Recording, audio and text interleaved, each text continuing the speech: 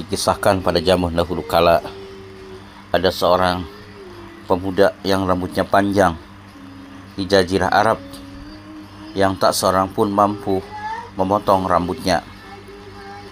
Dia bernadar bahwa jika ada seseorang yang mampu memotong rambutnya, maka ia akan menjadi muridnya.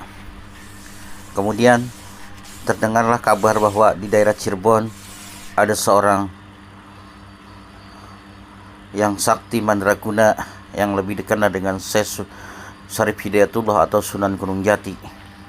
Maka ia dengan mengendarai perahu layar menuju Cirebon.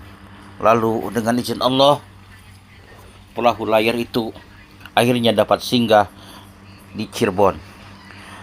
Singgahnya di pantai, dia berjalan ke arah selatan dan dia bertemu dengan seorang kakek-kakek. Lalu dia bertanya, "Assalamualaikum, Pak Tua." Lalu dijawab oleh kakek itu, "Waalaikumsalam. Mau kemana anak muda?"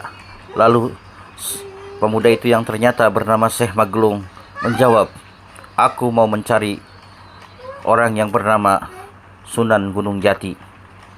Lalu kakek itu berkata, "Berbaliklah." Maka pemuda itu berbalik.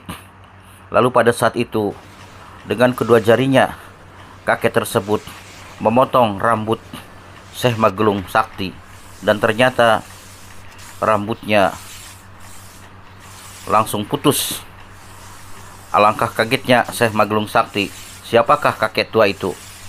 Sehingga dia akan menjadikan dia sebagai gurunya, tetapi kakek itu sudah menghilang. Yang ternyata kakek itu adalah penjelmaan dari Sunan Gunung Jati. Akhirnya dia bingung dan mencari-cari di mana kakek itu. Lalu dia berjalan ke arah selatan, dan di sebuah tanah lapang telah terjadi sayembara. Seorang wanita cantik yang bernama Ratu Mas Gandasari sedang kehilangan musuhnya. Dia telah mengalahkan Ki Geden, antara lain Ki Geden Palimanan, Ki Geden Cirebon, dan putra-putra mahkota yang ingin mempersunting dirinya. Dia bersayembara bahwa barang siapa bisa mengalahkan dirinya, maka akan dijadikan suaminya. Akhirnya Syekh Maglung bertarung dengannya, dan dengan kesaktiannya dia mampu membuat Ratu Mas Gandasari terdesak. Tapi Ratu Mas Gandasari tidak menyerah. Dia merubah wujud menjadi sekuntum bunga. Lalu Syekh Maglung Sakti merubah dirinya menjadi menjadi seekor lebah. Seketika itu dia akan menghisap madu bunga itu. Lalu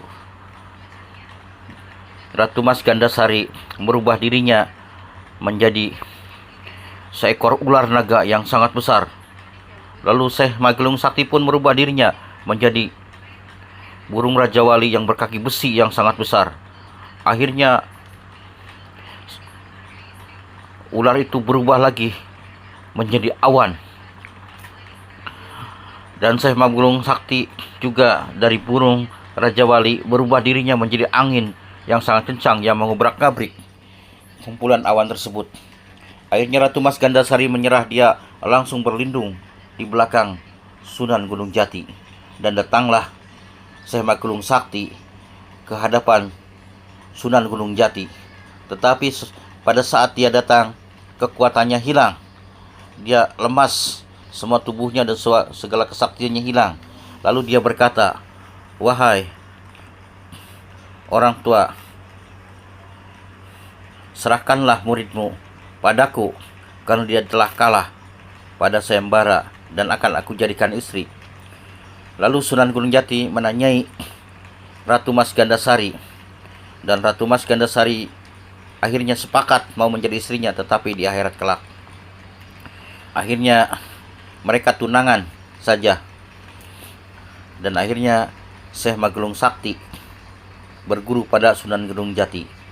Dan tempat di mana rambut Syekh Maglung Sakti dipotong oleh orang tua penjelmaan Sunan Gunung Jati disebut Karanggetas.